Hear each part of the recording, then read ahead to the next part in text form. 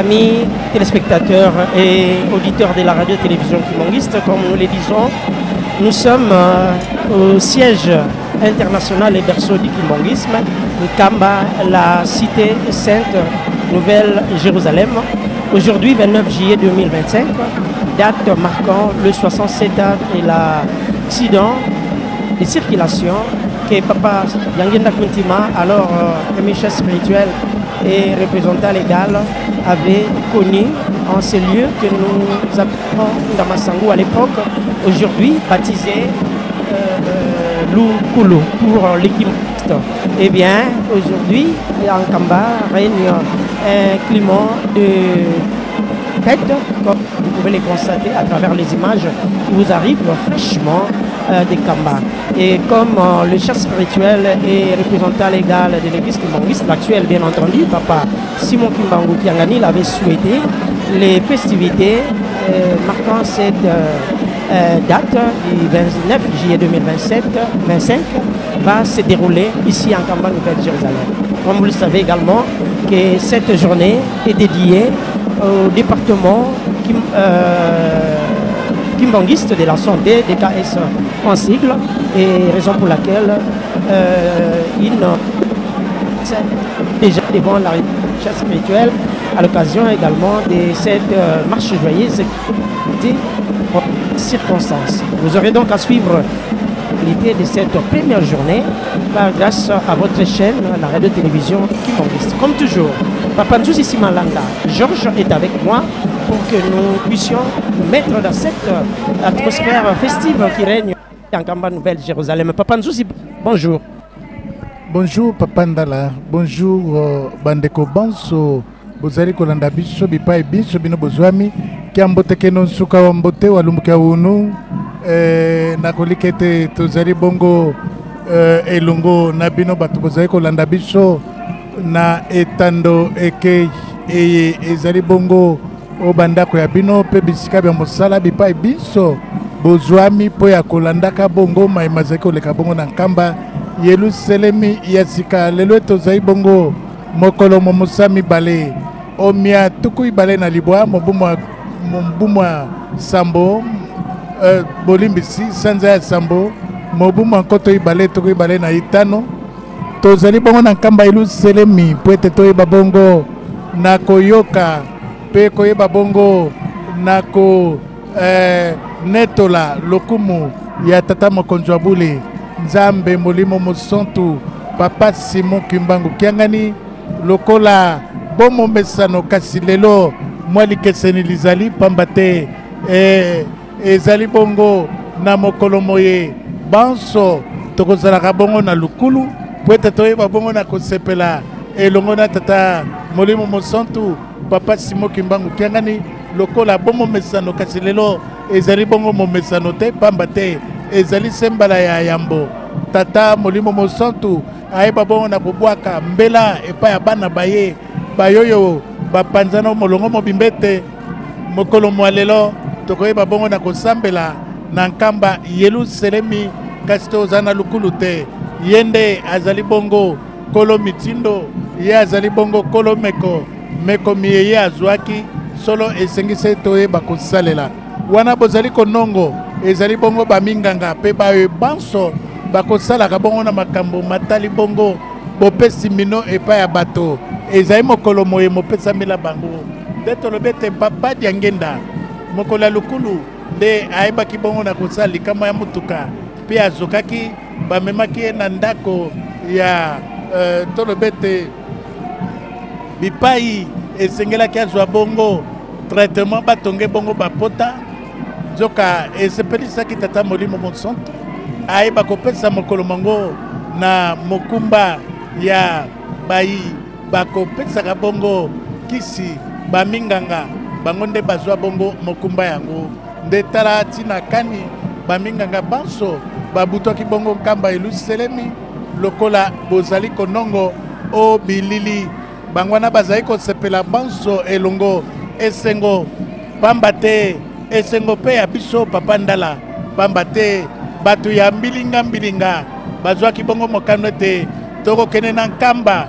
atterrissage forcé nanko pena makasi jokande tata molimo mosantu papa Simon Kimbangu kiangani ayebaka bongo ko moyebisa te ngonge kokite ya binoko ya pwete bo petwa minanu te bo bongisa minanu te kasi bango balobe te bolinga te tokonyata bongo mabele ya nkamba nzambe bakolongaka ete ya lobete te bakoya te esengeli mpe baya te lelo lo etongo ya lelo nde lifili ya esengo eyebaki bongo na konyatema nzokande ba beti ngombi banso ya tozwa Kisasa tozwa pe ya Congo Central banso bayaki pwete baya kozinga bongo tata molimo mosantu ya koyeba bongo na komo sepelisa lelo loye ezali mokolo monene tozali bongo boso ya ndako ya tata molimo mosantu tozali se kozela bongo bobimi bwaye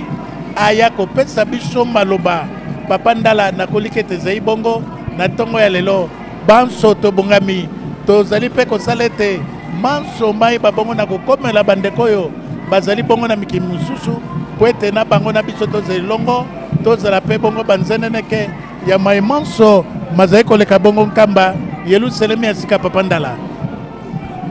Tout à fait, Papa Nzouzi, nous sommes, comme nous le disons, devant la résidence du chef spirituel. C'est parti avec cette première journée des festivités du 29 juillet 2025, marquant les 67 ans de l'accident de Papa Dianguien Dakuntima Joseph. Un accident qui revêt un caractère tout à fait particulier, comme d'aucuns pourraient le savoir, car c'est un accident tout à fait spirituel, un processus de la succession de Papa Dianguien Dakuntima au trône de l'église kimbangiste. Et c'est comme cela qu'aujourd'hui, cette date fait partie de plusieurs dates historiques que compte l'église kimbangiste. Et le 29 juillet, disons le 29 juillet de chaque année, il y a un culte spécial qui est organisé. Il y a des manifestations, comme nous l'avons dit. Cette date, cette journée est dédiée au département kimbangiste de la santé. Raison pour laquelle vous voyez là, DKS, les médecins, les personnels de santé et puis les administrateurs également, tous les corps médicaux sont ici en Kamba pour fester, célébrer aux côtés de sa divinité Papa Simon Kimbangu Kiangani. Et comme je le disais, un caractère tout à fait spécial, particulier, parce que Papa Simon Kimbangu Kiangani a demandé à ce que tous qui ont l'habitude de se rendre à Lukulu, ce lieu où a eu lieu l'accident dont nous faisons allusion aujourd'hui, 67 ans après, eh bien, tous ces gens-là, tous les chrétiens, tous les croyants qui passent en ces lieux, en cette date, eh bien, ils ont été demandés par le chef spirituel pour que nous tous, l'Église dans son ensemble, puisse fêter cette journée ici en Kamba Nouvelle-Jérusalem. Raison pour laquelle vous voyez déjà cette ambiance devant la résidence où il n'y a pas seulement le médical ou alors le département kimbangiste de la santé, mais aussi le croyant kimbangiste venu de tous les coins, je dirais, de la République, pourquoi pas en dehors de nos frontières. Voilà, nous allons suivre cette première journée qui commence avec la marche joyeuse qui a commencé, point de départ, l'entrée principale d'Nkamba, communément appelée Libaya. Et de là, une partie de musiciens de la fanfare kimbangiste et de flûtistes kimbangiste venus fraîchement de Kinshasa sont allés là-bas pour commencer la marche joyeuse qui va avoir comme point de chute ici devant la résidence du chef spirituel où se trouve déjà une équipe ou alors quelques membres de la fanfare kimbangiste, particulièrement de la Fakin Kamba qui est sur place ici en train d'agrémenter cette partie ou alors cet instant. Voilà, chères dames et messieurs, nous disons que cette journée est tout à fait spéciale, comme vous pouvez le constater, car c'était un événement qui a marqué, qui marque encore l'histoire du kimbangisme. Et nous ne manquerons pas de vous donner l'essence même de cette journée, comme nous l'avions dit. Papa Simon Kimbangu avait préparé son fils pour lui succéder valablement à la tête de ce qui sera l'église kimbanguiste aujourd'hui. Car cet accident a eu lieu en 1958, alors que l'église kimbanguiste n'avait pas encore reçu la reconnaissance officielle d'exercer ces cultes, de tenir ces cultes, à l'instar des autres confessions religieuses qui exerçaient déjà leur pouvoir à ce temps-là. Comme vous le savez, notre pays, la République démocratique du Congo, c'était sous la colonisation belge à l'époque. Mais voilà, en 1958, Papa Diangenda avait reçu l'ordre de son père d'effectuer le voyage pour, c'est-à-dire le bas-fleuve, chez visite à son frère Papa Kisolokele. Néanmoins, il y avait encore quelque chose qui s'est caché derrière ce voyage. Et c'est comme cela que Papa Diangenda avait quitté Kinshasa à l'époque, sa résidence Mokoto située bien évidemment dans la commune de Ngirigiri, sur avenue Mokoto numéro 87. C'est de là où il était accompagné de 4 personnes, notamment papa, son chauffeur Kalambouila, il y a eu papa Nsomi David du Congo-Brazzaville, il y avait également papa Watula Mathieu et papa Tende Félicien de l'Angola. Et c'est comme cela qu'ils ont pris la route pour aller dans le bas-fleuve et arriver en ces lieux qu'on appelait Kundamasangu, la route qui mène vers le bas-fleuve, et c'est là qu'a eu cet accident mortel où Papa Diangenda et ceux qui l'accompagnaient, tous étaient au bord du véhicule, gravement blessés, et il y a eu même des morts parmi ceux qui l'accompagnaient.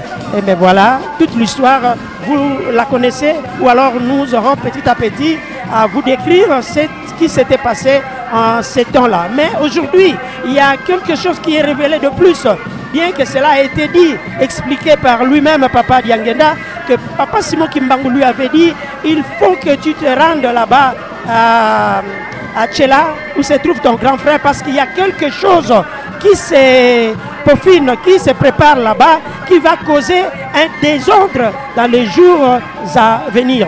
Voilà, donc nous disons que c'était un voyage qui revêtait beaucoup de choses spirituelles à ce temps-là. Et aujourd'hui, nous sommes en train de vivre justement quelque chose, ou alors cette période de turbulence qui règne au sein de l'église kimbanguiste.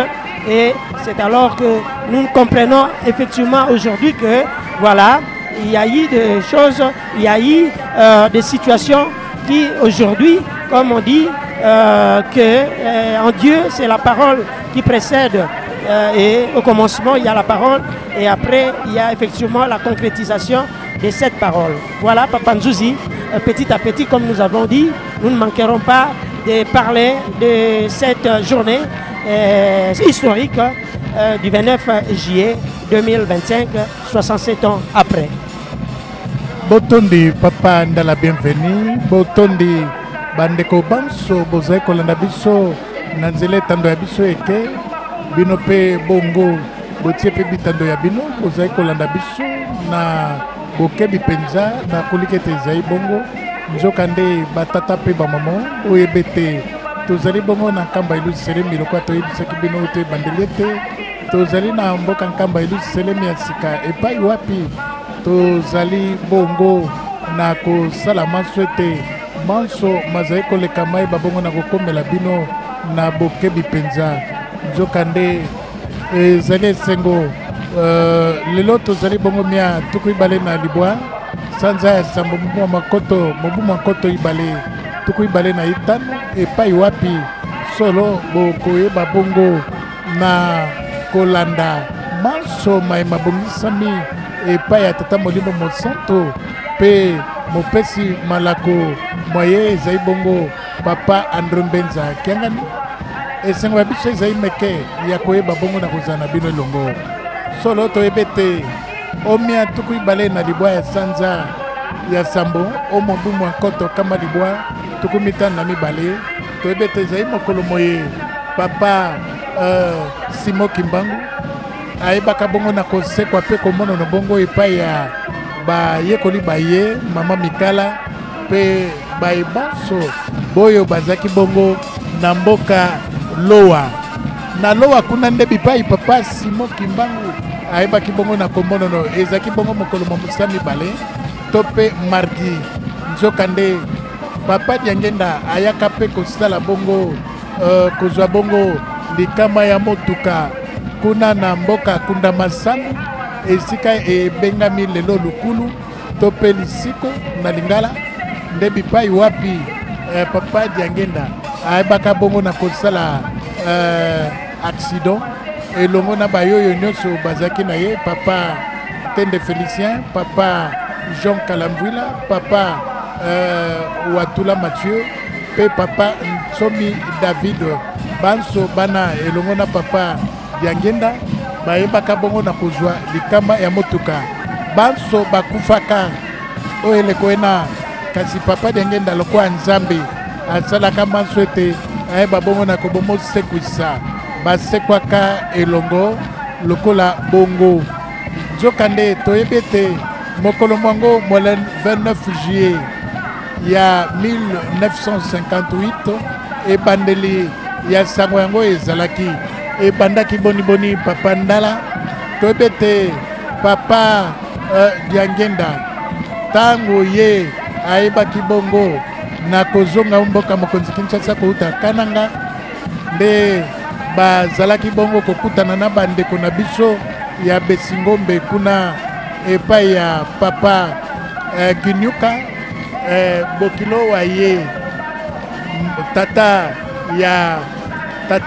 ya mama Nsalulu mama Kulutu nde bayebaki kobanda kokutanaka kuna na Maluku 120 na commune ya Kinshasa nde bipai wapi oyo eleko bango bazalaki kuna na mokolo mona mwa ezaka bongo mokolo mwa poso omia 15 ya sanza ya Novembre to mpe sanza ya 18 ya mobu mwa nkoto kama libwa tuku 5 na mibale nzoka nde papa Simo Kimbangu ayaka bongo komonono epai ya papa Diangenda mpe ayebaki bongo na kopese ndaka to mpe etinda ya kokenda bongo na Tshela epai wapi papa Kulutu azalaki akende bongo kobongisa makambo maye mazali kuna akende bongo kotala ndeko ya ye nzoka nde simisi ya ye ya pembe eyebaki kotonda na motoki nzoka nde motoki yango ezaki bongo makila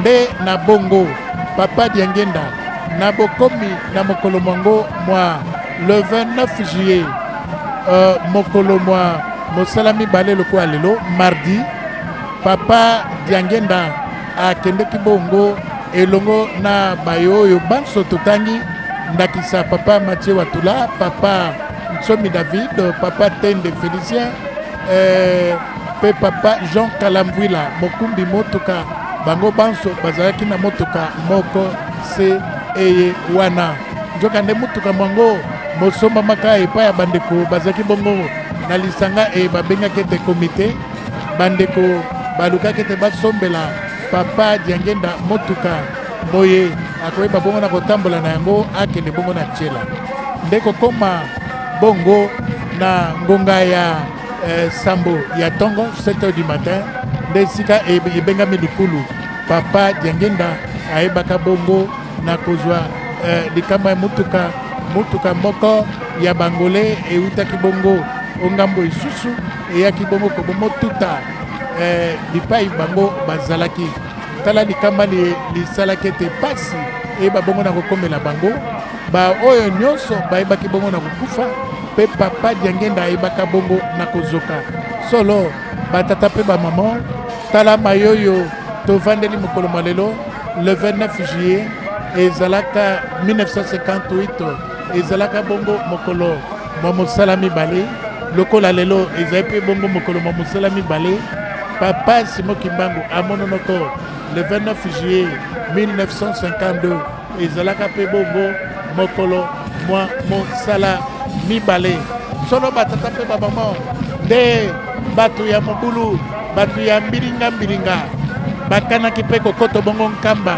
mokolo ya lelo pe ya mosala mibale etunaki papa Simon Kimbangu kiangani oeleko tozaki bongo nte ya tempelo kasi ezali simple coïncidence to likambo yango ebongami boni solo nazengami te tozali bongo papa Ndala pembeni ya ngai maman Izakarine pe aye bongo kobakisama epai na biso nde na bongo batata pe bamama malembe tokobanda kolimbola bino makambo kani malekaka makambo kani pe mazali kolekasisa ipi nde nakopesa elobele epai ya ndeko nga mosala ndeko mwasi somi ya Kongo ezali bongo maman Izakarine Nzotondo nzoka nde bolimbisi kopesa epai ya papa Ndala bienvenu po ete oeleko ya ye ayeba bongo na kolindolela bino kotondola bino na kota ya mindele papa Ndala malobe epai na yo. Bien, à 9h40 minutes, l'ambiance festive règne ici en Kamba Nouvelle-Jérusalem devant la résidence du chef spirituel. En cette date historique du 29 juillet 2025, nous disons 67 ans de l'accident mortuel, accident de circulation que papa Diangenda Kuntima avait connu à Kunda Masango. C'est une journée, première journée, je dis bien, de ces festivités qui prendra au total 3 journées comme à l'accoutumée. Alors en cette première journée, il y a la marche joyeuse comme cela se fait généralement.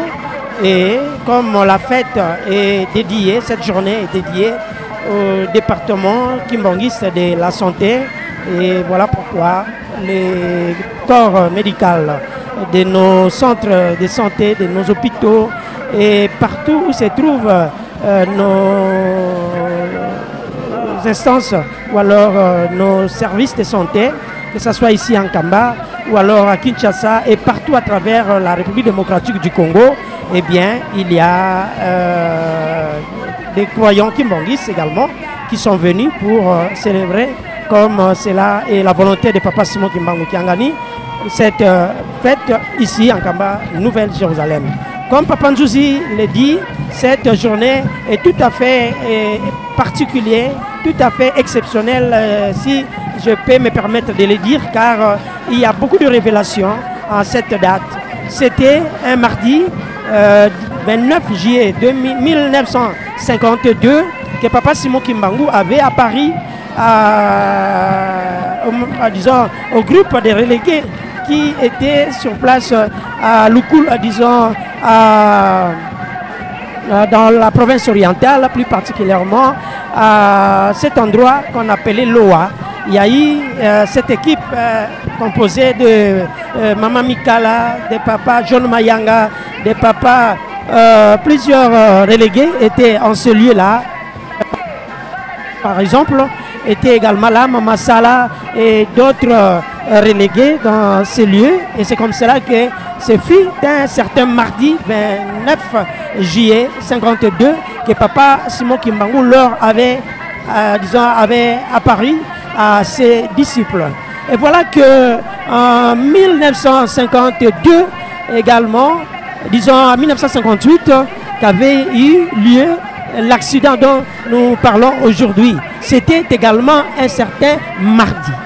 Et voilà qu'aujourd'hui, je pense que cela est connu de tous, que depuis 2002, que l'église kimbanguiste connaît ce que nous appelons la dissidence de quelques fidèles croyants kimbanguistes qui se sont retirés de l'église, qui sont partis d'eux-mêmes pour avoir manifesté un mécontentement par rapport à la succession de Papa Simon Kimbangu Kiangani au trône ou alors à la tête de cette église, comme cela a été la volonté de nos pères, de nos trois papas ou alors de son successeur direct, nous citons Papa Dialungana Kiangani. Voilà.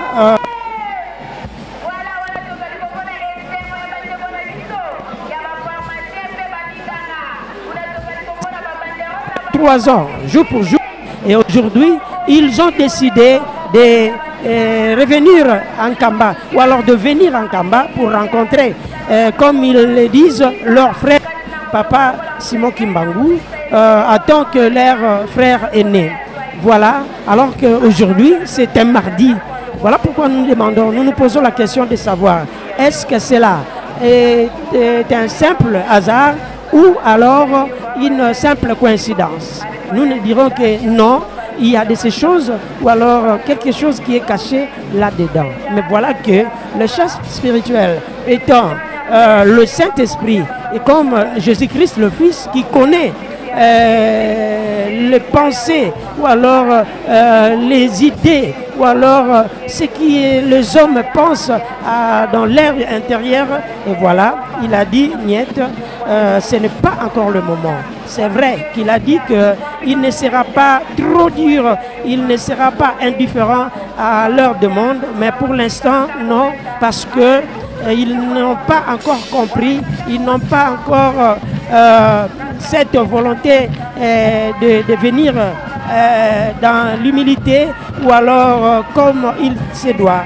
Voilà pourquoi Papa Simon Kimbangu a dit tout hautement, clairement que le moment n'est pas encore venu. Ils ne viendront pas aujourd'hui comme ils l'ont préparé, comme ils le disent à travers le média, à travers les réseaux sociaux. Donc voilà, nous attendons la sortie de sa divinité, Papa Simon Kimbangu et certainement de son conseiller direct, Papa Mbenza.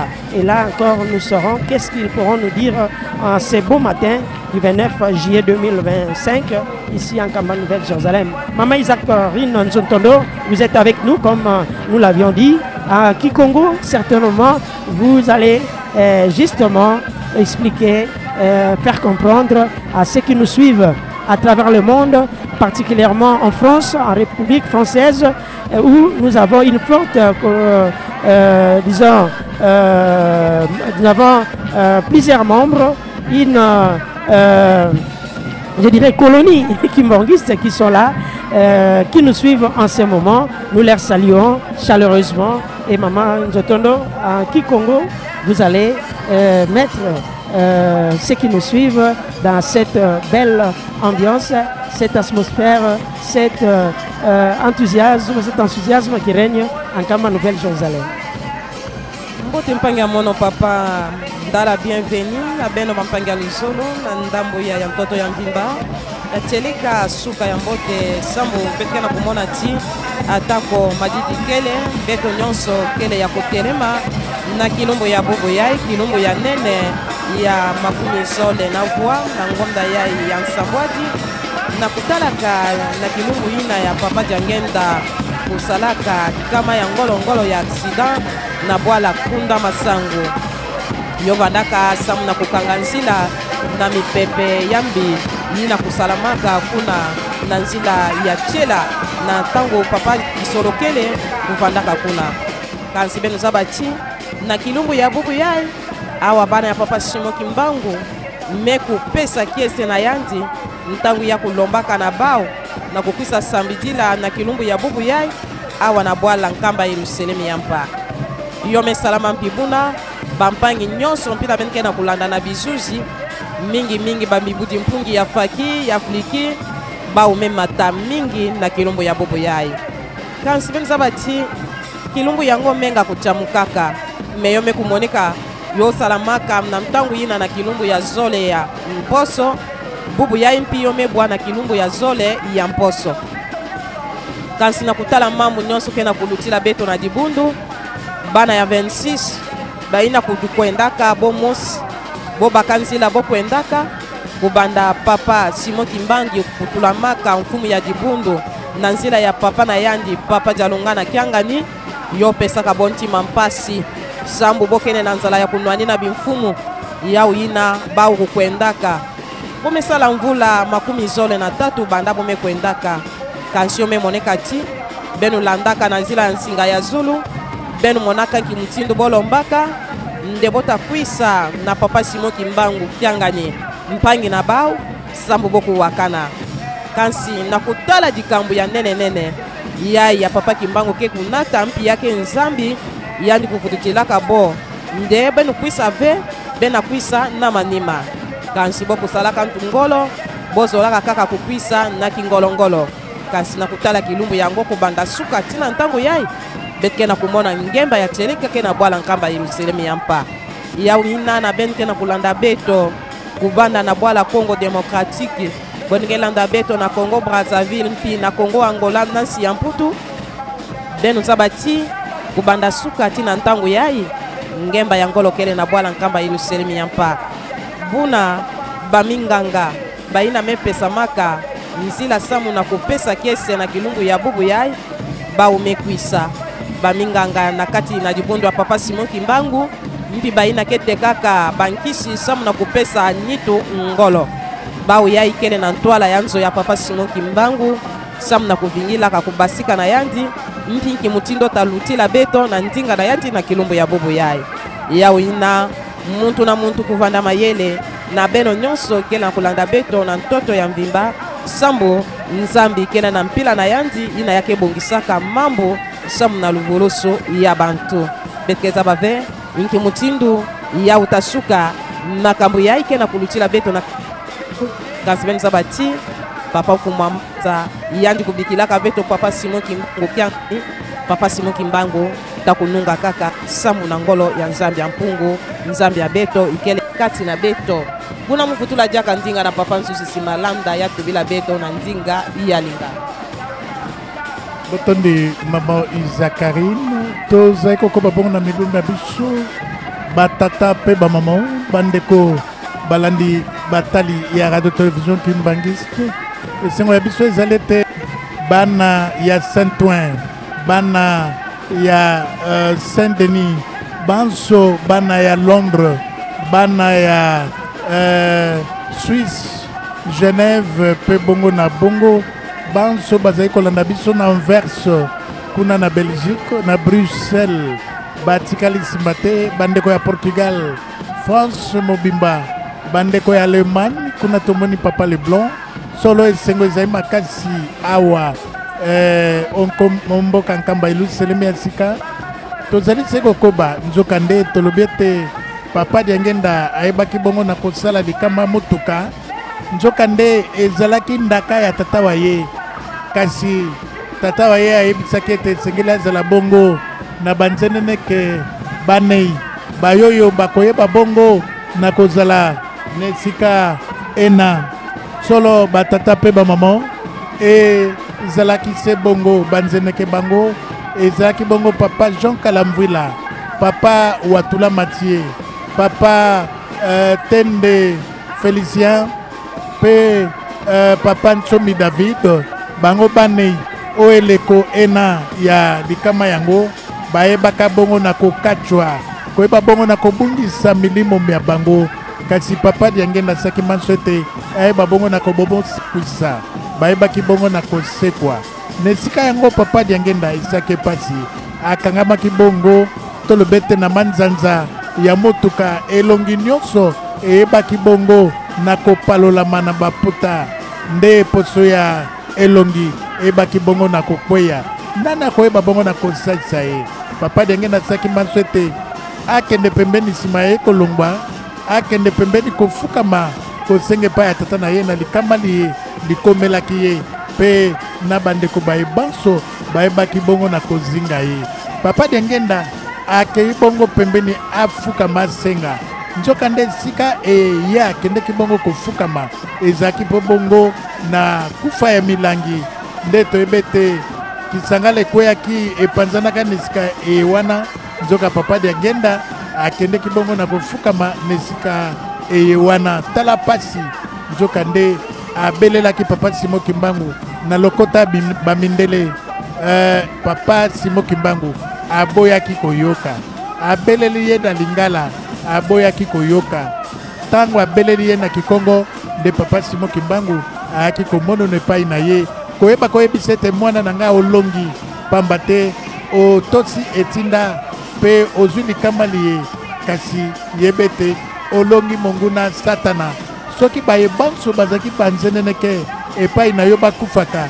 mbele bolozi pasi minioko epai ya bato baindo ekoki kosila te tala batata mpe bamama maye oyo bazalaki o mokolo mwango omia tuku ibale na libwa ya sanza ya sambo ya mobu mwankoto kama libwa tuku mitano na mwambe kuna na kunda masangu nzoka nde nsima ya bosopi bongo makila maye esika ewana nde ebengami bongo lukulu kuna na kunda masangu mapapa ndala ezali mboka ya bes kinsaku clan kinsaku nzoka nde papa watula Mathieu azalaki bongo moto ya clan kinsaku musi kinsaku nzoka nde toyebe te na lisitwale ya mbanza Congo clan ya bes kinsaku ezali bongo bipai bato ya nzambe bakobimelaka bapretre banganga mpe bongo na bongo tala mayoyo ekweyaka na mokolo mona nzoka nde batata mpe bamama solo tozali na esengo ya mokolo lelo ezali mpe bongo mokolo momusa mibale nzoka nde mokolo moye bato ya mbilinga bazwaki mokano ya koyeba bongo kokoto onkamba eluselemi po ete bayeba bongo na kobebisa balobi te tozali koya na kimia kasi bongo te soki kimia ezalaki kati na mitema na bino tango tata molimo mosantu alobaki ete boya na ino te bozela kino na koyeba bongo na kobenga bino mbele botosaki solo batata mpe bamama bandeko. Bien, merci beaucoup Papa Nzouzi. Je pense que nous continuons à attendre la sortie imminente de nos papas qui vont certainement s'adresser à la foule ici présente. Nous savons que la DKS qui est à l'honneur, les DKS, allais-je dire, département Kimbangis de la santé, car ce sont eux qui ont la charge d'organiser les festivités du 29 juillet de chaque année ici en Kamba Nouvelle Jérusalem, comme cela s'est fait avec d'autres associations, d'autres services, d'autres chorales, comme cela est la volonté de Papa Simon Kimbangu Kiangani depuis 2002, je dirais, parce que tout a commencé avec Papa Dialungana Kiangani en 2001, au mois de juin, les 6 particulièrement. Papa Fumambanza avait convoqué, avait appelé tous les musiciens Kimbangis de la fanfare, bien entendu, avec leurs épouses, leurs époux et leurs enfants. C'était pour la toute première fois que la fanfare Kimbangis et leurs enfants, leurs épouses étaient montés sous la conduite ou alors selon la volonté de Papa Dialungana Kiangani. Et comme vous le savez, c'était avant la mort, avant sa mort physique, parce que en 2001, au mois d'août, les 16, Papa Dialungana nous avait quittés physiquement. Eh bien, Papa Simon Kimbangu Kiangani qui l'a succédé, eh bien, comme nous le disons, toujours sur les traces de leur père. Et aujourd'hui, il a souhaité que à tout moment, dans nos différentes dates historiques, qu'il y ait des mouvements ou alors des associations, des chorales qui sont à l'honneur pour venir pour l'unique but de construire la Nouvelle Jérusalem, de construire l'église dans son ensemble.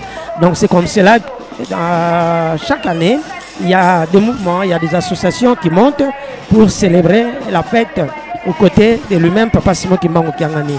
Et pour les cas d'espèce, aujourd'hui, 29 juillet de chaque année, c'est le département Kimbangis qui est à l'honneur de la santé, bien entendu, et aussi l'association de pharmaciens kimbanguistes. Voilà. Et comme vous le savez, aujourd'hui, nous avons comme à la tête du DKS le révérend Molimo Lissaki qui est aujourd'hui à la tête de ce département Kimbangis de la santé. Et cela fait exactement 11 ans depuis que le département Kimbangis de la santé monte en Kamba pour célébrer cette date. selon la volonté de Papa Simon Kimbangu. Donc nous dirons Kiangani. Nous dirons que c'est la 11e édition depuis que DKS monte en Kamba. Et voilà, pour ce qui concerne le pharmacien kimbanguiste, c'est pour la 6e fois qu'il commence ou alors qu'ils viennent ici pour célébrer cette fête. Voilà, l'ambiance et les détails, comme vous pouvez les constater ici à la colline sainte d'Nkamba, Nouvelle-Jérusalem. Certes, nous avons appris, nous avons entendu, nous avons écouté que le frère de Papa Simon Kimbangu Kiangani avait pensé, avait souhaité arriver en Kamba pour rencontrer leur frère.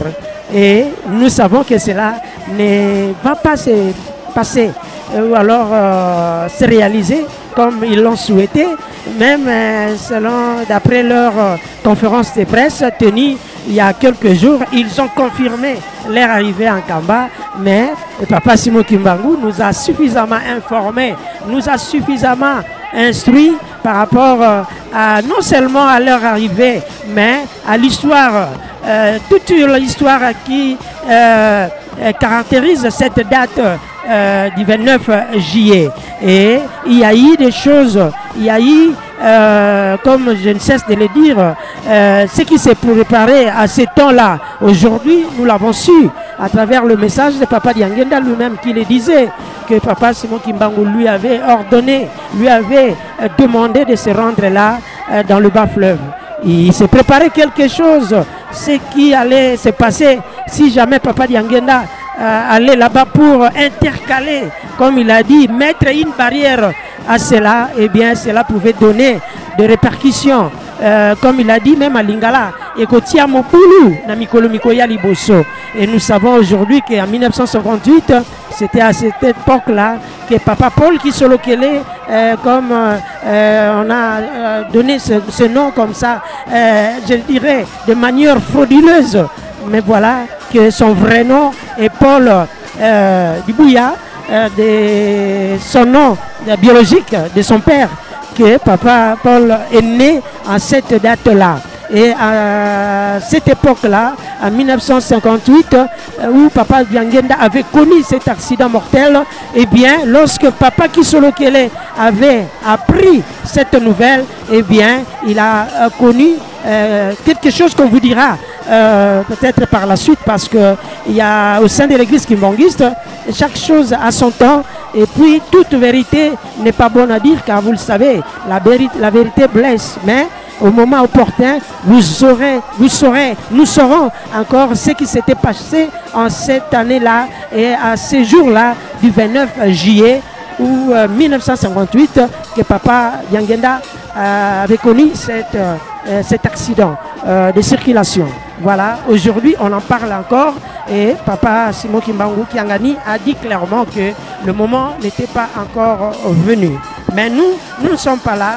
Nous vous relatons exactement ce qui se passe ici, en Kamba Nouvelle-Jérusalem, en ce jour où il fait tellement beau, comme je l'ai dit, avec cette atmosphère, cette saison sèche qui bat son plein, le froid est au rendez-vous, et bien tout le monde est bien couvert pour faire face à ce froid. Et nous continuons encore à attendre Papa Simon Kimbangu Kiangani. Nous disons merci à vous tous qui nous suivez à travers le monde. Papa Ndouzi a parlé de ceux qui sont en Europe particulièrement ou alors en France tout comme en Belgique. Mais je vous dirais que même du côté en Afrique, particulièrement en Côte d'Ivoire, nous avons nos consoeurs qui sont là, Maman Lori Ntimba qui est là. Nous avons également du côté de l'Afrique du Sud tous les confrères et consoeurs qui sont là, qui sont en train de nous suivre. Pourquoi pas en Angola, à Luanda particulièrement, et du côté du Congo-Brazzaville, même à Pointe-Noire, ils nous suivent. Et à Kinshasa, la capitale, il y a également notre direction générale. Là, nous pensons à toutes, disons, aux agents de la radio-télévision kimbanguiste, direction générale, qui sont là, et tous les croyants qui sont en train de nous suivre particulièrement. Voilà, Maman Isaac Nzontondo, nous nous allons remercier également l'équipe technique qui nous accompagne à travers ces reportages, notamment Emani Boto du côté de streaming, Papa Massinga Blanchard du côté de la régie télé, et Antimba Miyavanga du côté de la réalisation, donc le réalisateur de ce que nous sommes en train de faire. Du côté caméra, nous avons Dani Kisolokele, Mami Mambou, Jires Manzambi et Mama Pipi Ngana. Voilà, Maman Isakarine Nzontondo. Je sais que à Mounoukoutuba, l'ambiance est enfin, je dirais, festive, et ça sera ainsi jusqu'à la fin de cette première journée. Matondo mpangia mono papa ndala bienvenue mpangia luzolo na beno nyonso kena kulanda beto na ndambu ya ntoto ya mbimba ben kena kumona na bizuzi na zila nsinga ya zulu inki mutindo mambo ya kiese kena kuluta awa na bwala nkamba ilu selemi yampa kilumbu ya teleka ya menga kutamkaka na nzila ya kukwenda na chela papa jangenda kuntima mpiyandi ya kutubaka atindamaka na papa na yandi Simo Kimbangu sam na kukanga mipepe yambi yina kusalamaka kuna na bwala chela yo salamaka na kilumbu ya makumi zole na voa kuna na bwala kunda masangu na mvu nkot mafunda mosi makumi tanu na nana buna na kilumbu yango yo vandaka mpasi na bwala kunda masangu ya betke na kubinga bubu ya ilokulu kansi na kutela dikambu yango ya ngolongolo yina yatindamaka na papa na yandi yo kumonika kati na mvula ina kaka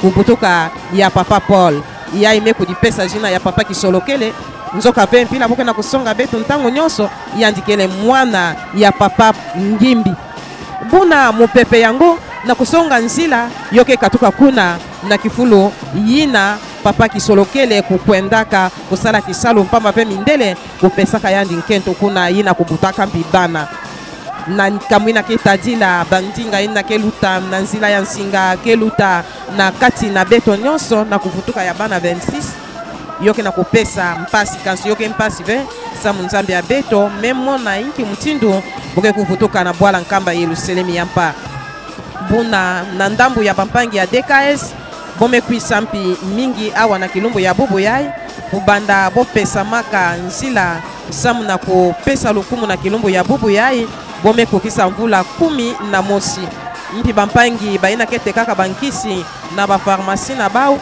bome kukisa mvula sambano nantu ya bampangi na beto minganga mutokele mfumo papa Pasteur Molimo Lisaki yani ke vandaka na bwala mfumo Kinshasa kansi na bampangi na beto ya bafarmasi mutuke mfumo papa Shambui ya ke vandaka awa na bwala nkamba Yerusalemi yampa beto nyonso kele na kumona na meso na beto ti madidi kele ngolo me atako madidi kele ngolo bana na beno bana ya papa Simo Kimbangu bawo ya ime kudipesa sam na kubula mpungi na kubula flite kubanda suka tina mtangu ya betimekuma buna yoke kimfwama na beto yokele kese na beto mbote beto kubumba yo sambu menga ya papa Jangenda menga ya bamvuala menga ya bankaka na beto ya uina mesimba dibondo yai beto kutula jaka nzinga na papa Nzuzi Simalanda ya tubila beto na lingala nki mambu kena kulutila beto awa na bwala nkamba na kilumbu ya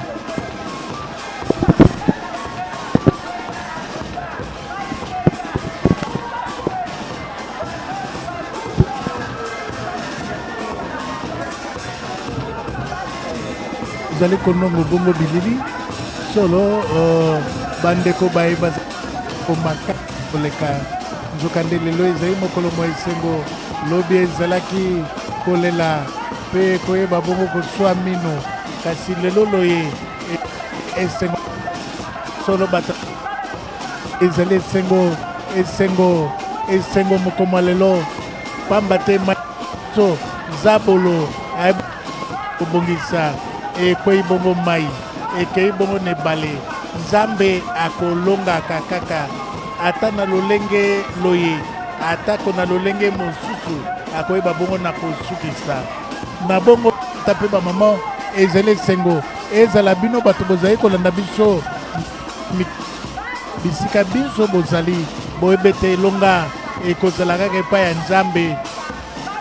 Papa Simon Kimbangu elongo na mama Mwilu pasi ya bango ezala ya pamba kande soto lobete lingombo ezali ya tata ya biso solo ndako ya Nzambe oyo tata na biso moto asalaki yango wana ososoli tata na yo te yeba tata na yo azalaki nani tata na yo azalaki bongo Nzambe kasi soko bosana ete tata na yo azalaki Nzambe tala bilobela okozala na yango biloba oyo ezali makambo ya Nzambe te bato banso oyo ye abengaki bayaki mpo na nini bayaki mpo na Nzambe kolo Yesu nde alobi te nakosangisa solo toko nongo sikoyo bobimi bwa tata molimo mosantu po ete toyeba bongo na koyoka maye oyo ye amemeli biso nziampu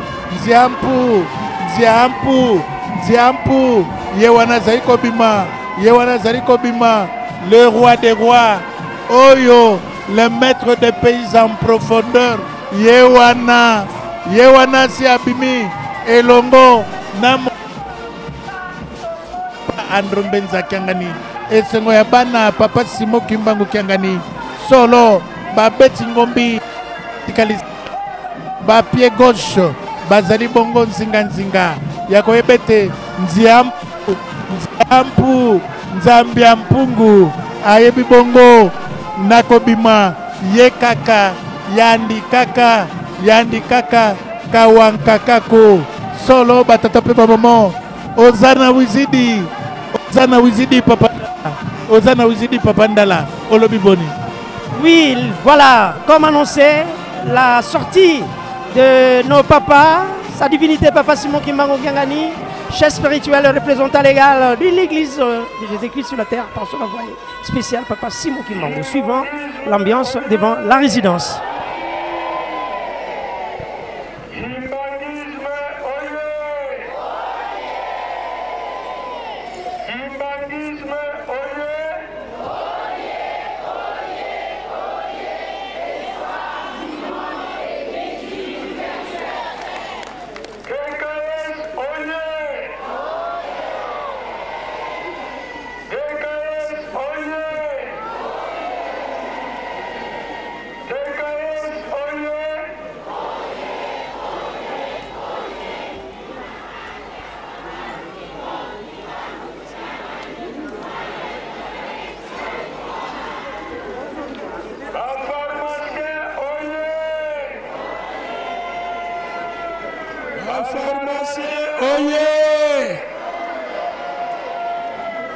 Pharmacien, oye!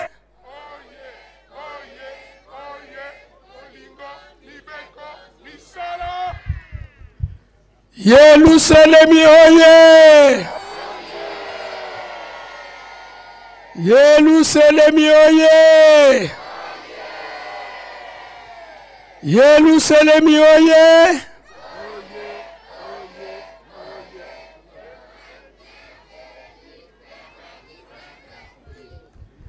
Kamba oye!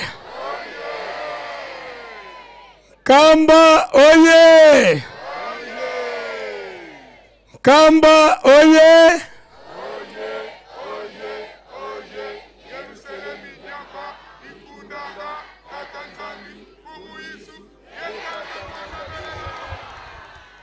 Papa Simon Kimbangu Kiangani oye! Papa Simon Kimbangu Kiangani oye! Papa Simon Kimbangu Kiangani oye!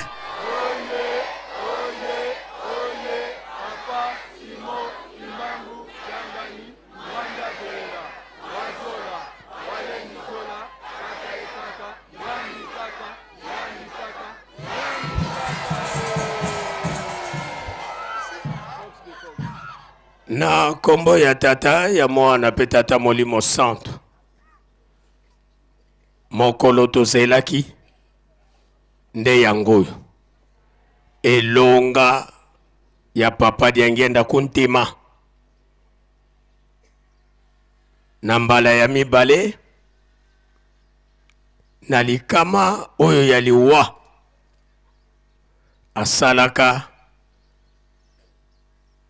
mardi le 29 juillet 1958 nakunda masangu oyo lelo ebengami Lukulu na district ya Cataract na province ya Congo Central. Tomoni Tata Molimo Santu azali kati na biso. Kasi ndenge tolobelaka yango, Tata Molimo Santu akita na luyalo na ye ndenge nkolo Yesu asengelaka yango na libondeli na ye. Tata tika bokonzi na yo eya. Tata Mwanda Velela kayisa munkangala kakaku. Fumoto Yesu Kristo tangu za wonsono mbela ye yandi. Tuena kintwadi yesedie to tata mfumo mbanza. Tata nloengisi. Tata nsongya nzila. Mfumo ya Yerusalemi. Mbangi ya kimona meso. Mumawonsono mavyo kanga ye mavanga manga mu Yerusalemi. Wena yetu kintwadi. Tulombele kwa sedie tu tata mfumo mbanza ututela mani beto banta uvana kiambote. Faki!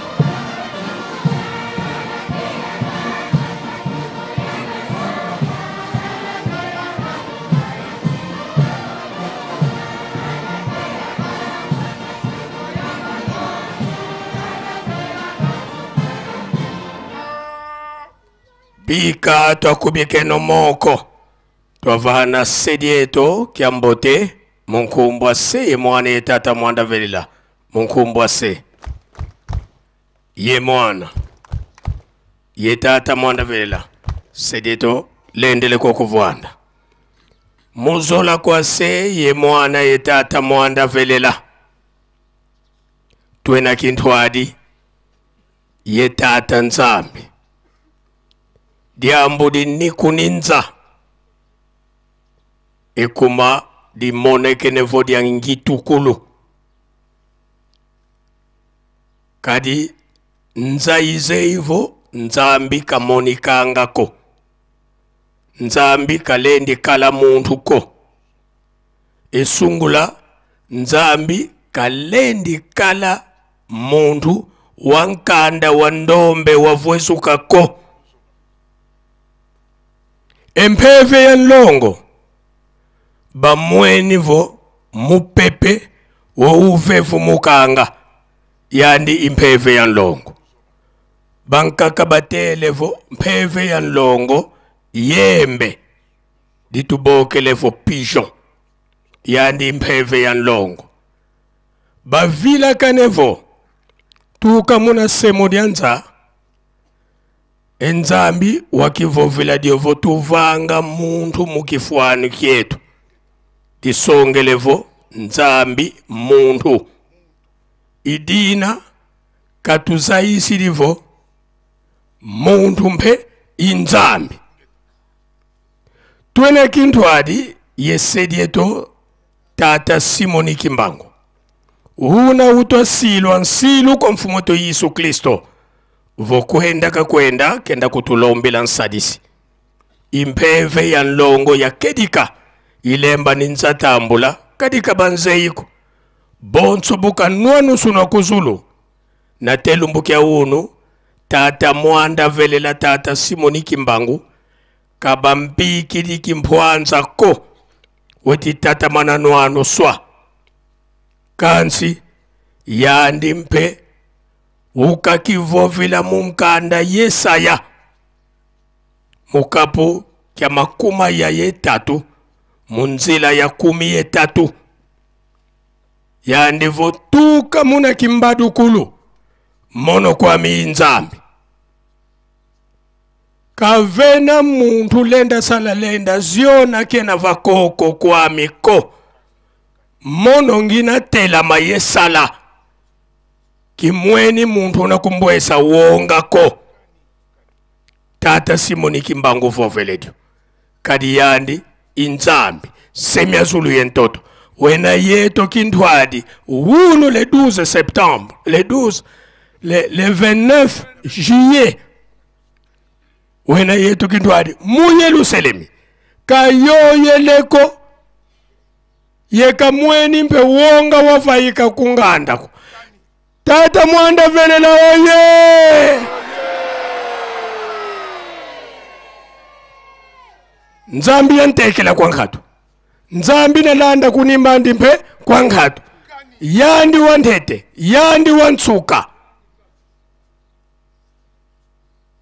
tata mwanda velela tukulombela tutela mana betu bana tokuvana kyambote faki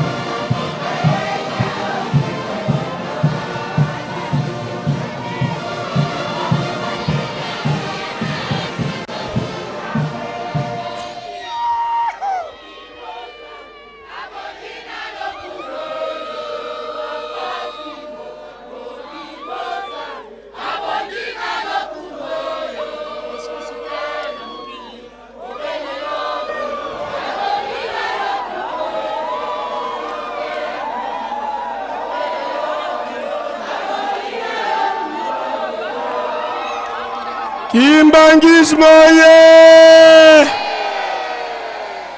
bika tokubike no moko Twavana tata nzambi kembote munkumbwa se mwane tata mwanda velela munkumbwa se ye mwana ye tata mwanda velela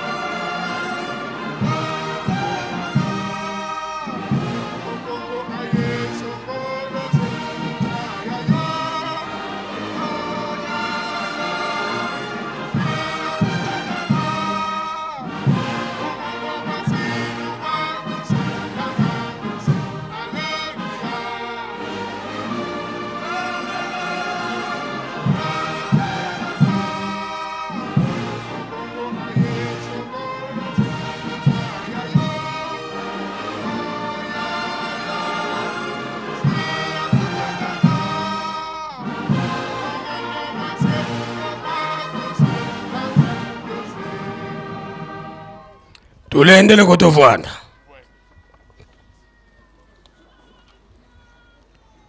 Na kombo ya tata ya mwana pe tata Molimo Santo. Mwa programme toko salela ya ngoyo. Lokola topesi tata nzambe mbote. Sika toko landa maloba ya bandeko na biso DKS.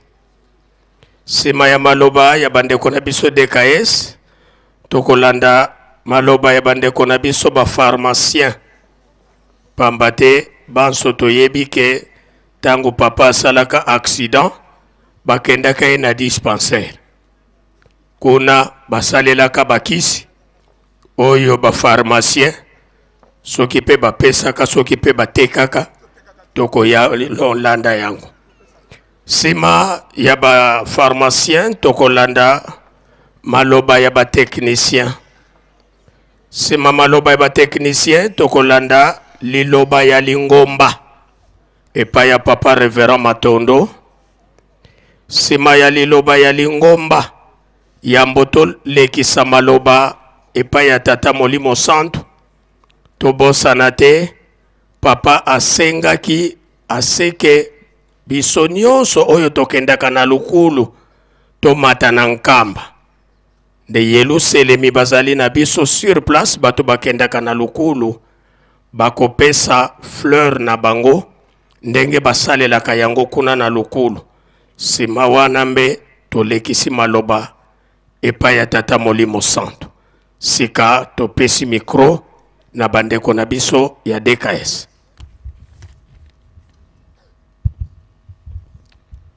Na kombo ya nzambe tata, nzambe mwana tata Molimo Santo. Nzambe wa biso tata Simoki Mwango Kiangani. Tozong seli au merci pe matondi pambate o batel biso malam. To komi mokolo malelo o tozaki na likanisi te ke to komi mokolo malelo. Na mokolo mongo biso nyonso to yeli boso na yo komilela. O limbisa biso papa na mabunga nyonso tosalaka liboso na yo. Na yango tata Molimo Santo likambo eza kopesa biso pasi na kati ya DKS. Eza likambo ya aksida ya papa na kunda masangu. Nzambe Molimo Santo asali aksida na kunda masangu. Sango epanzani bato bayebi ete papa diangenda asali aksida.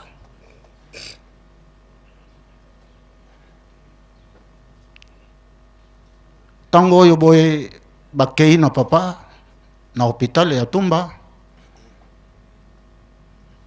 Kuna na hôpital ya Tumba bakei kokanga papa na agrafe. Agrafe yango ezalaki agrafe a papier.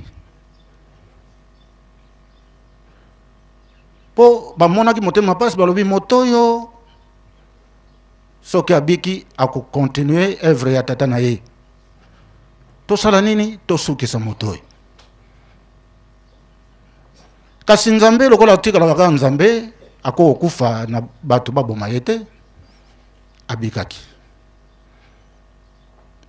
Bazwi papa bakei na ye. Papa lobi mais ndenge nini likambo oyo boye ezosalema na ngai boye. Nde lelo ekbizongeli biso ba département ki mangisi ya santé tokanisaka yango butu pe moi. Likambo basalaki papa Diangenda bon samaritain. Bon samaritain tango bamemi ye na hôpital bapesi basalisa ye abiki. Ezali likambo monene. Ekomi que papa Diangenda kutima Nzambe Molemo Santu azala mal soigné. Likambo epesaki pasi mingi. Nango tokosenga na yo tata Molemo Santu limbisa biso bana na yo ya département ki mbangisa santé pe biso bana na yo ya mokili mobimba. Limbisa biso papa, limbisa biso papa. Tikaye que mokilio mobimba eza ya yo. Moto ya bungi ke mokilio eza ya yo azate. Yo moto okokata likambo, yo moto kosukisa makambo nyonso. Tota kotia makanisi mobimba nyonso epa na yo. Nango tata Molemo Santu, tata Shimoki Monkengani, to senge na yo na mawana kati na mitema limbisa biso papa. Limbisa biso, limbisa biso. Et tozongisa biso na kati na motema na yo. Mi pepe mabe ozo ya pemeni longola nyonso tu. Olobaki que bomoni eloko na let na makolo. Olataki chaussette mi bale yako kesana. Lelo na kati ya Lingomba tozape ndenge mi bale wana. Yolobi et bongi na biso to kabona kaka. Kabola biso papa. Kabola biso po bilako yo ye nango po na biso to sepela. Yango tata Molemo Santu to eko senga bolimbisi. Olimbisa biso. Olimbisa biso. Olimbisa biso. Chorale ya DKS bo pesa manze moke. Entre temps toujours kenda.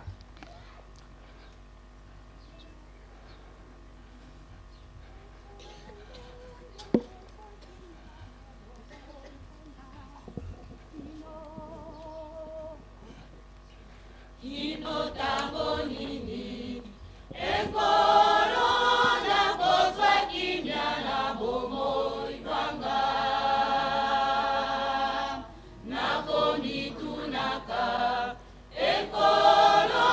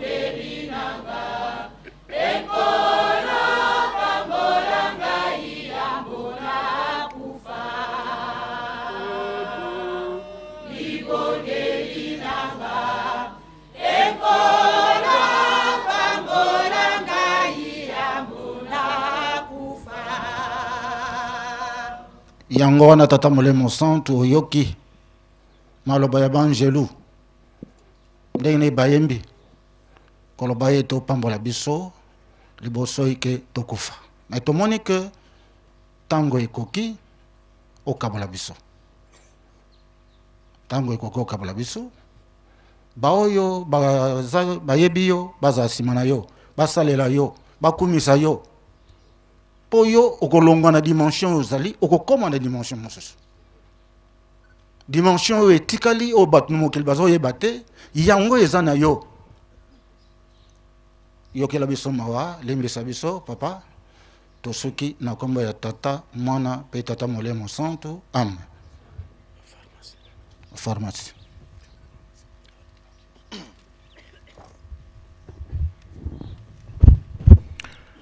o kombo na nzambe tata nzambe mwana pe tata molimo mosantu papa Simoni Kimbangu Kiangani nzambe wa biso bana na yo ba pharmacien ngai na djuma loba pamba te président na biso papa Chambuyi aza empêché ngai nde na landaka ye vice président yango wana tozana papa secrétaire tozuma loba ya ba pharmacien bato mosu bakokamwa bakoloba ndenge nini ba pharmacien bakoti na likambo papa nga nazali témoin oculaire na maloba na yo moko nzambe wa biso tata molimo santu olobi ete nzambe nde apesaka mayele na ba docteur oyo ezali komona pe minganga po ibasala kisi pe baswaniaka bino nde yangwana mokolo oyo yo tata molimo mosantu salaka accident na nzoto papa dia ngenda le 29 juillet 58 solo bamemaka yo na hôpital mais na hôpital tango pote pasukaki nini batiaki ezalaki bakisi papa eutaki na kati ya pharmacie na fusinu wana ebimi nde bayekotya bakisi nde biso tomonaki tokoki kotika bandeko na biso badokotolo boye te esengeli biso pe ba pharmacien toya po topesa lisanga oyo epa ya tata molimo santu maboko yango wana nzambe na biso tosengi ete likambo ezala officiel ekende mokili mobimba place bana na yo ba pharmacien bazali pona koya kopesa yo maboko likambo monene ya motuya tozali nango botongi nkamba Yerusalemu ya sika likambango ezakaka pona kimbangiste te mezali pona mutu mwindu ya mokili mobimba soki nkambe tongami mutu balobi kimbangiste te olobi na biso mutu mwindu nde asepeli kitendi ya mwindu papa elongwa pesa biso bozwi nzambe na biso na bapilipili tozali koteka na mwa makala tozali koteka tozwa makoki po toka kopesa yo lingi na yo babiloko ya extravagante te olobi kaka mbongo ya pilipili matungulu ai nasala ngo posa de biso pe mbongo ya oyo paracetamol ekota na kati mokili mobimba papa bana na yo ba pharmacien bazali ebele na kati na mokili esengeli na bango ba rejoindre biso mpo ete lisango ekende yo moko soko lobi mongongo papa eza na mikili mwa poto nyonso ba pharmacien bazali bakisi ezali ekoya neti boye fale démonstration ya kolakisa kisi ya kotiango wana ndenge bawana ekotya papa yango wana nzambe na biso kobosa na biso na likambo wana te likambo ekoma officiel epanza na mokili mobimba ba pharmacien bayeba ete solo ezali maboko ya tata molimo mosantu nzambe wa biso pona makambo zali kolekana na kati ya lingomba mbuta muntu asili kosenga me nga nalingaki kaka na martele lisusu respect ekota esengeli bokabwani bana na nzambe pe bato na nzambe chaussette bleu na chaussette noire papa luvambanu bato bayembaka nzembo wana bangu wana bana Yerusalemu soki bakozwa chance akoyembela biso yango tokozwa yango bakoyemba luvambanu tulombele papa respect kota respect kota na kati na lingomba. Satana azwa kubanga nzambe te. Satana azwa kubanga nzambe te. Luvambanu bana korala Yerusalemi. Bopesa biso nzembo wana s'il vous plaît. Vambo.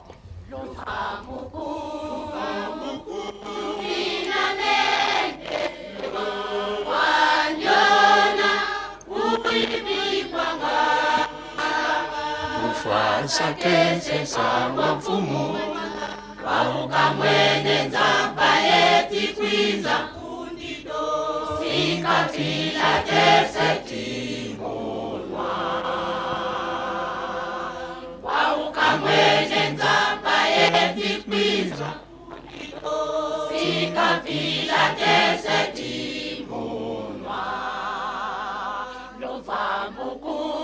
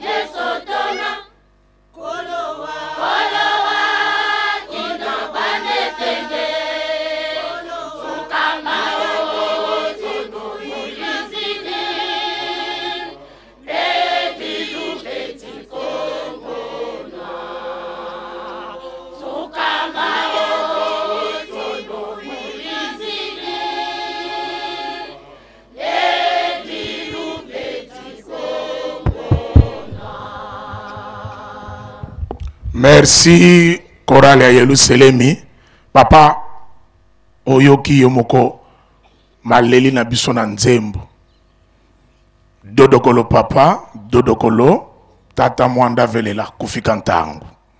Kufika ntango mpasivo bana banzambi basala salu kwa ngemo sitata nzambi bana na nzambe bamonana kiantasa kimbangwe kiantasa kimbangu moko na moko azozongisa réponse na motema na ye imbangu dia fika maswe kama ya tombe moni papa de kambo ye bomba mina nkuku yo bimisa kango te bimisa papa dodokolo Satana zaga aventurier makasi azo kotisa mpitakani azo bouleverser makambo ebele azo tia biso na mutu biso to salama na Satana te naza témoin oculaire auriculaire le 30 juin 90 na matete nazala beta tolo likambo wana papa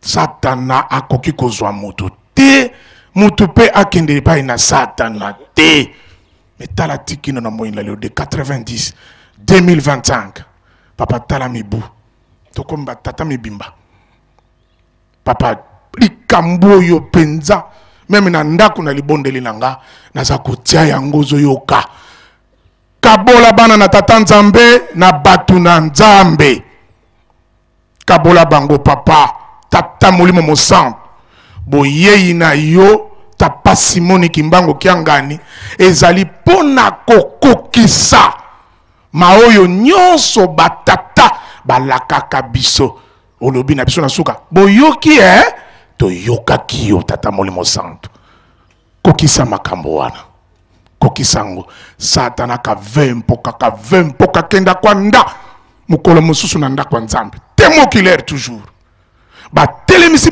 faki abeti musique ba telemisi ba mama buto tala papa yo telemi na nzembo ba mama to sutu kibiso papa telemi pona nini tangu to bimaki libanda maluba nino lobaki na biso papa olobi bolimbi sangai bana na ngai soki na telemaki par surprise ndengwana pamba tena benga kende ko bengana satana kende musika je suis témoin tozalaki awa navandaka na nkamba papa ezalaki awa na temple donc elaki c'était olingi satana azala pembeni na biso te mais kino na lelo bambruima oyo ezokota ti na lingomba c'est le diable le nœud de problème satana kotele katule ni tanga ngutunkumbwa yuna tatako bebe sangola ze kwako papa mona kinzambi kyako idina papa merci nengo kotsa biso bana ba pharmacien to sengi papa ezala officiel mokili mamba yebete tata Molimo Santo a sengi na ba pharmacien ya mikili tous les 5 continents baya basangana na ba pharmacien ya nkamba siège mutu pona ko pesa tata Molimo Santo maboko bonne fête d'anniversaire du 29 juillet. Merci tata Molimo Santo ici na komona tata marape Molimo Santo.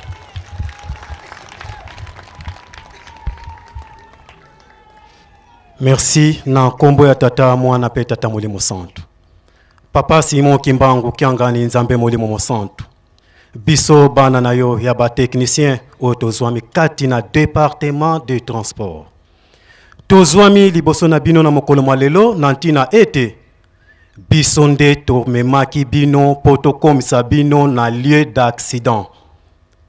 Avant ete bande kona biso ya minganga baya pe ba pharmacien ezalaki liboso biso ba chauffeur ba conducteur. Oponaki biso ete to komisaka bino na ba lieu d'accident oyo bosalaki tango nyonso bolataki banzoto ya ba papa mvoala. Papa Fumalongo, papa Simon Kimbangu Kiangani. Mokolo malelo moi le 29 juillet 2025. Tozaliko kanisa le 29 juillet 1958. Papa, tango sopaki makila na mokolo malelo, oponaki biso ba technicien pambate, papa Jean Kalamvuila, ye kaka azalaki technicien, ye kaka azalaki chauffeur, ye kaka azalaki photographe, oyo ponaki kotambola kana ye esika nyonso. Ntina wana accident salemaki. Kasi na 2024 na le 22 mars opesaki biso devoir to kota na monde ya recherche par rapport ya ba accident na bino. Papa to kota ki na monde ya ba recherche. To ye kota la le 29 juillet 1958 au 29 juillet 1991 et salaki 33 ans. Ozalaki na ozwaki maloba. Nanzoto na ya mibale ya papa diangenda kuntima. Olobi ete likambo oyo na nzoto oyo na kokoka lisusu ko continuer ko sala yango te esengeli na changer nzoto. Nzoto o changeaki yango oyo ya papa Simon Kimbangu Kiangani. De quitter le 29 juillet 1991 tokomaki le 29 juillet 1992 te o changer nzoto o lati nzoto ya papa Simon Kimbangu Kiangani. Tango lataki nzoto ya papa Simon Kimbangu Kiangani na le 29 juillet 1992 tozalaki na yo awa na Yerusalemi. Lelo ekomi 2025 au sali encore 33 ans. Tokoti na monde ya recherche. To calculer 33 ans de quitter 1958 tina 1991 et pesi biso 33 ans. Ba mathématicien ba lobby 3 x 3 9. Ba chercheur ba lobby 9 eza supériorité ya bonzambe, chiffre ya bonzambe aza plafond. Ezali yo papa Simon Kimbangu Kiangani. banda olata nzoto oye olati lelo ya papa Simon Kimbangu kiangani lelo okokisi 33 ans likambo ekanami na mokili likambo elobami na mokili makambo eyokani na mokili kasi lokola ozali nzambe lelo ezoko totaliser 33 ans encore de quitter 1992 kino mokolo malelo 2025 du 29 juillet au 29 juillet et totaliser 33 ans 3 fois 3 9 supériorité ya bonzambe ezali na nguya na yo opesaki biso ba technicien ba membre ya département de transport autorisation ya kokota na monde ya recherche balobi tango ya papa Diangenda tozalaki boyete babosani ete yonde papa Diangenda kuntima tozongi na monde ya recherche toke kotala na 1900 ans papa Simon Kimbangu na nzoto ya liboso lataka obotamaka na 1887 na 1900 ans okokisaka 13 ans okendaka na mama Kinzembo okendaka na bozongi okekokwea na libulu ya kungu mama Kinzembo atuni yo pona nini yokuti na libulu ya ndenge wana nazalaki na makasi ya kobimisa yote kasi obimi nani abimisi yo pendenge nini okweyaki na libulu wana papa Fumwalongo oyebisaki mama Kinzembo ete na uti kolanda bandeko na ngai batu mwindo esika basalelaki boloko esika basalelaka boloko ya 4400 ans tango ekoki na luka procédure na kobimisela bango na boloko wana papa de quitter 1900 kino na 1960 au totalizaki 60 ans obimisi biso na boumbu elakisami ete tozwi indépendance na 1960 60 ans après soki tozongi sima na 1300 ans 13e siècle olongolaki nzoto elembo oyo otiaka na bamindele oyo epozaka oyo emontraka ke bokonzi ekingi kokende na moto kingandi bokonzi ekomi na kingandi olongolaka yango na 1300 ans bamindele babandi kolanda yango étoile oyo eplantaka bokonzi ekimi elongwe na mokili na biso babandi kolanda yango kino bayaki kokoma na 1900 ans nde baye komona ke eyaki ko s'installer awa papa Simon Kimbangu obandi musala na 1900 okokisi 13 ans depuis obotamaki na 1887 obandi kino na 1960 tozwi indépendance na 1931 na 1910 soki tozongi sima olobaki na bambuta ete na ko préserver nzoto mosusu po nzoto oyo na lati ekozala torturer et manipuler par rapport ya musala na bandi musala obandaki na 1900 ans omonaki ke okozala torturer manipuler epa ya bakolon e olobaki oko réserver nzoto na 1918 obotamaki na nzoto ya papa Diangenda Kuntima Joseph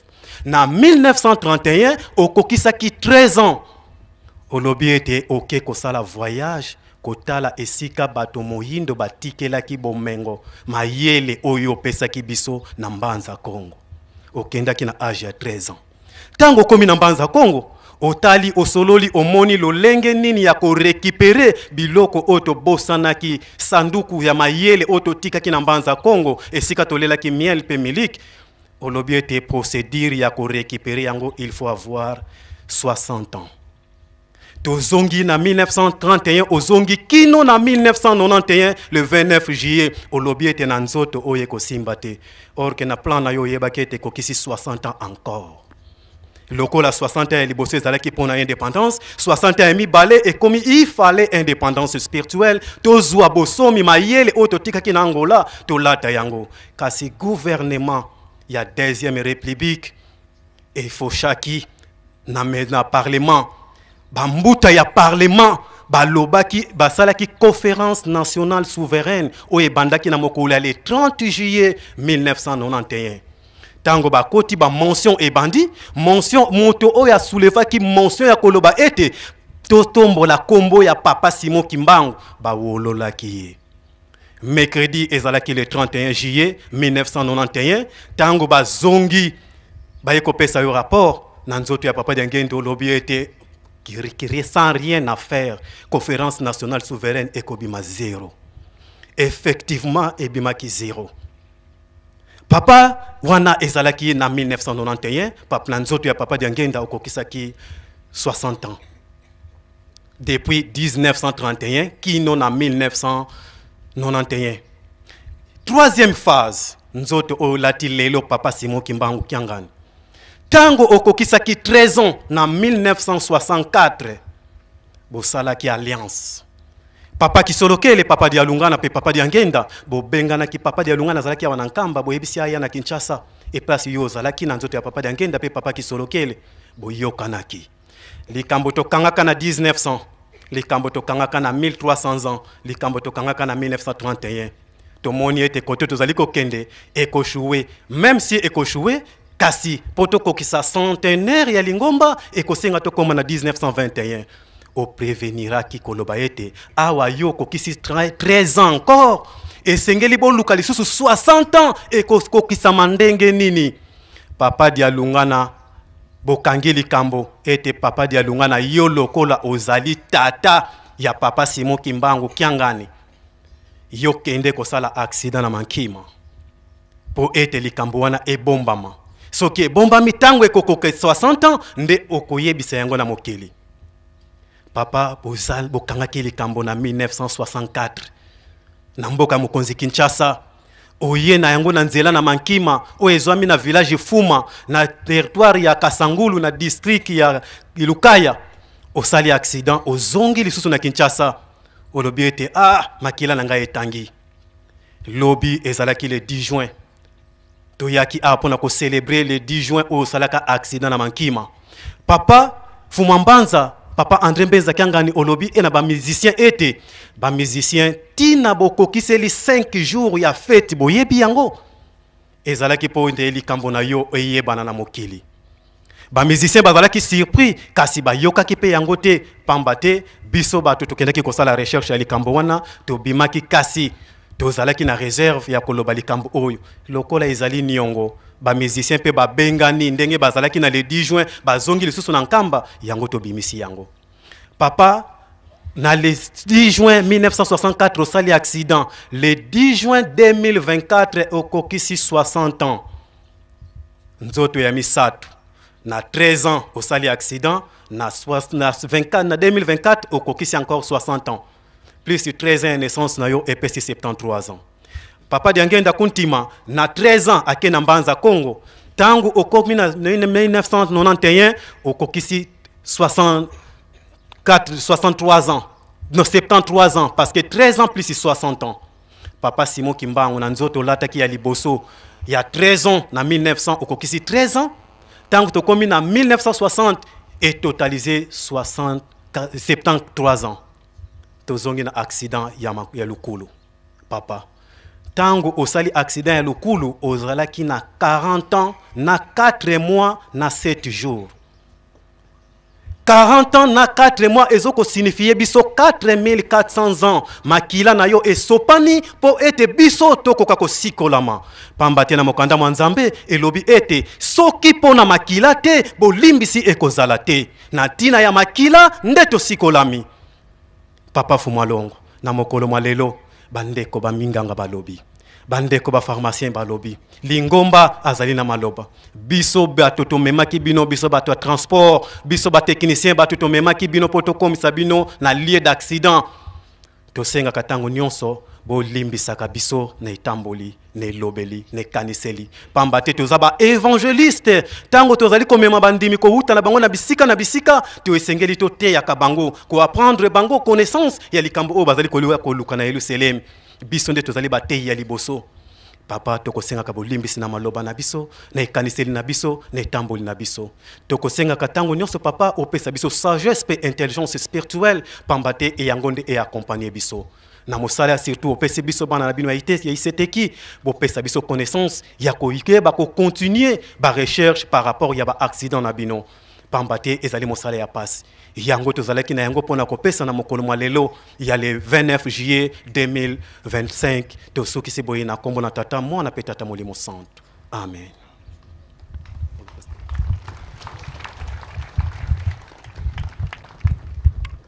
Imbangismo ye eunwe na kombo ya tata ya mwana pe tata molimo santo to invité Révérend Matondo opusa na liboso pona maloba ya Lingomba.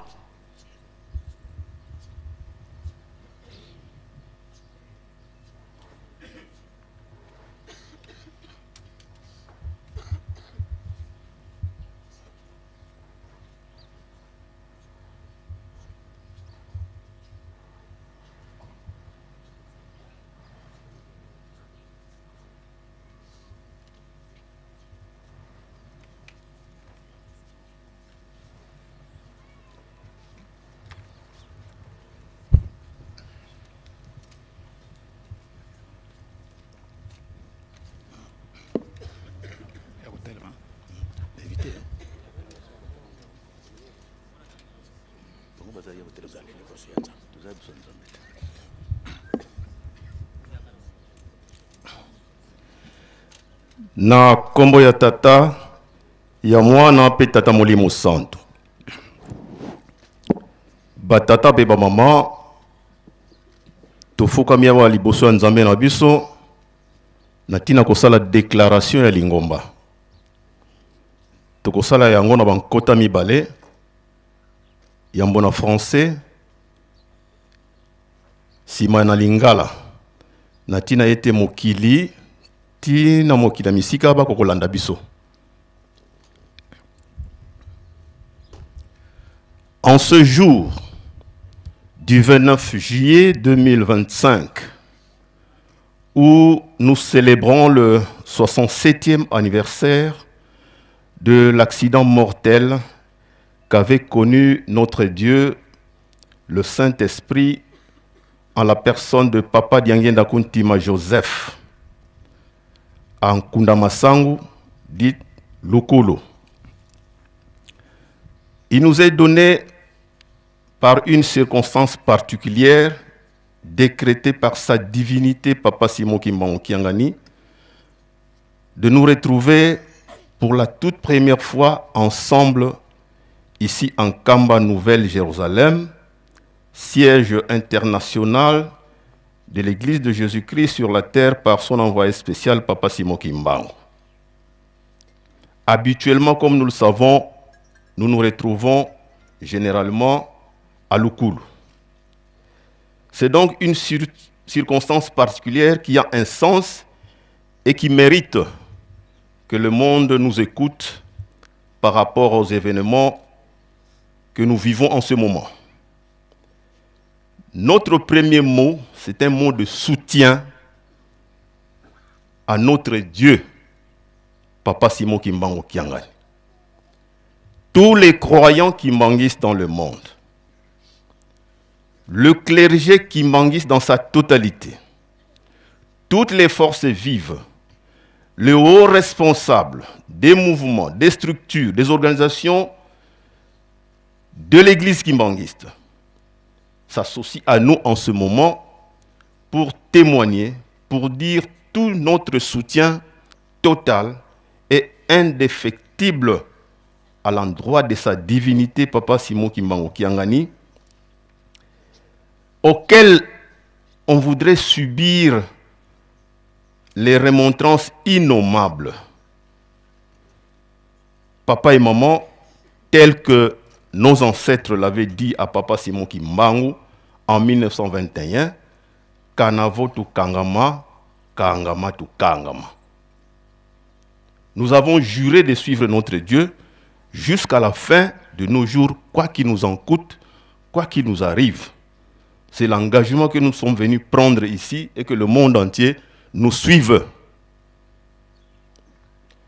Deuxièmement, nous voudrions rappeler à l'autorité étatique établie que nous respectons très fidèlement que Papa Simon Kimbangu Kiangani est le représentant légal au-dessus de ce titre au sein de l'Église que reconnaît l'État de la République démocratique du Congo et les autres États. Il leur incombe de nous rendre ce respect.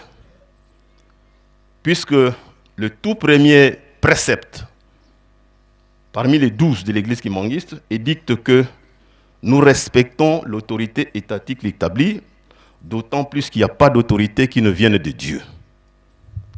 Cela étant dit, ce pouvoir conféré à sa divinité, Papa Simon Kimbangu Kiangani, est un pouvoir intemporel que les humains ne peuvent maîtriser. Quand bien même qu'ils détiennent le pouvoir temporel, Dieu est respectueux de lui-même de ce qu'il a établi. C'est ainsi que nous déplorons avec une certaine gravité ce que nous venons de vivre la nuit dernière. Une de nos autorités étatiques s'est permis malencontreusement d'appuyer, il y en a d'autres certainement, d'appuyer les démarches des dissidents en méconnaissance totale des droits et de la légalité dévolue à l'Église kimbanguiste selon sa reconnaissance officielle, selon ses statuts, selon ses règlements intérieurs. Nous déplorons cette attitude car il n'y a pas d'autorité qui ne soit pas au courant de ce qui se passe au sein de notre Église depuis 2002, année du départ volontaire d'un grand nombre de petits-fils du papa Simon Kimbangu et d'un grand nombre des anciens collaborateurs de nos trois papas qui sont allés en dissidence. Nous voudrions à cette occasion rappeler, comme nous l'avons toujours fait à l'autorité publique, que ce n'est pas la première dissidence que connaît l'Église kimbanguiste. La dissidence date depuis 1921. Elle s'est renouvelée en 1959 déjà, si bien que à la fin de l'année 1960, 61, 62, Papa Dianguien Ndakuntima avait fait organiser une assemblée générale extraordinaire, comme ce fut le cas en 2002. Papa Dianguien l'avait fait, constatant que les velléités de dissidence prenaient des racines. Ceux qui sont allés à la dissidence, nous les connaissons. Les Ntoualani, les Bamba, les Kiamosi et beaucoup d'autres. Toute cette historique, nous l'avons expliquée à l'autorité étatique établie. Et dans l'article 13 des recommandations de ce Lukutakanu, de ce premier Lukutakanu de 1962, il a été clairement dit que toute personne qui aura volontairement quitté l'église kimbanguiste en sort définitivement. S'il revient, il doit être réintégré selon les normes de la procédure de réintégration. Et l'Église, en 2002, avait ouvert la voie. Beaucoup de ceux qui étaient partis étaient revenus. On les avait accueillis, tant en Kamba qu'ailleurs. Et cela a duré 16 ans. 16 ans d'attente. 16 ans. De 2002 à 2018. C'est en 2018 finalement que l'Église a dit stop. L'Église n'est pas une cour de récréation. Puisqu'ils sont partis, qu'ils créent leur Église. Ils sont libres de créer leur Église. Et ça, nous l'avons expliqué aux autorités de nos pays. Qu'on leur accorde leur personnalité juridique distincte de l'église kimbanguiste, dont le siège est Nkamba, Nouvelle-Jérusalem. Une église qui est une et indivisible. On tente de la diviser, de créer du schisme. Ils ne réussissent pas. Ils trouvent d'autres procédures, des nuisances, des déstabilisations. Ils n'y arrivent toujours pas. Ils y vont jusqu'aux instances internationales, d'après ce qu'on avait appris, jusqu'aux autorités politiques, pour procéder à des accusations qui n'ont ni tête ni queue. Si aujourd'hui, subitement, ils se sont prononcés pour revenir, comme ils l'ont toujours dit, avec un forcing, atterrissage forcé en Kamba, quoi qu'il arrive, toko kende, balinga, balinga, c'est le terme. Est-ce que peut-on de cette manière défier Dieu le Saint-Esprit? Ce n'est pas nous qui avons écrit dans la Bible que Sakana Nzambe sakana na nkolo Yesu kasi oyo akosakana tata molimo santo bolimbisi ekozalate ezala na ikeke oyo ezala na bikeke zali kolanda batanga mokana nzambe. C'est pas nous qui sommes ici qui avons écrit ça. Et uta kala nkolo Yesu yemoko. Et ceux qui makamongo les zali kokokana nani ayebi. Au lieu qu'ils se rabaissent, qu'ils s'humilient, ils sont dans l'arrogance d'appartenance familiale. Ils oublient que l'église kimbangiste est distincte de la famille. La famille, c'est la famille. L'église, c'est l'église, une institution. C'est d'ailleurs pour ça que Papa Simon Kimbangu, en 1921, il a fait 2 démarches. Il est allé voir l'État à travers le chef de groupement Mvoti, qui est venu sceller cet accord ici même en Kamba, donnant tous les droits à Papa Simon Kimbangu de faire son travail. Et Papa Simon Kimbangu est allé voir les membres même de sa famille, leur disant, je ne suis plus de vôtre. Papa Simon Kimbangu, Jésus-Christ m'a donné à moi, Simon Kimbangu, un travail de paître son troupeau.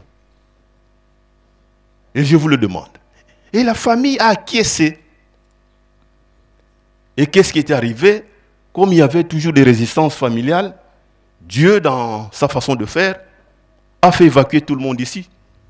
Le Belge est venu ici, il a évacué tout le monde. Tout le monde est parti. Pendant 40 ans, il n'y avait personne ici. Personne n'avait réclamé cette terre ici pendant 40 ans. Personne. Ça appartient à qui?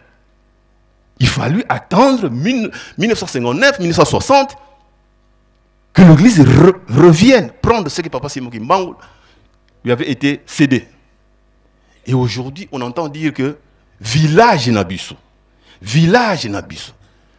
Mais s'il s'agit de parler village, s'il s'agit de parler famille, il y a bel et bien un chef de famille. Papa Misad, nos 3 papas avaient un chef de famille qui avait la responsabilité de gérer les affaires familiales. Ce n'était pas Papa Diangenda, ce n'était pas Papa Kisolokel, ce n'était pas Papa Dialungana qui gérait les affaires familiales. Puisqu'ils veulent venir dans le cadre strictement familial, écoutez, le chef de famille, il est avec nous ici, il est bien désigné pour faire ce travail. Pourquoi absolument venir traiter ces affaires familiales avec le chef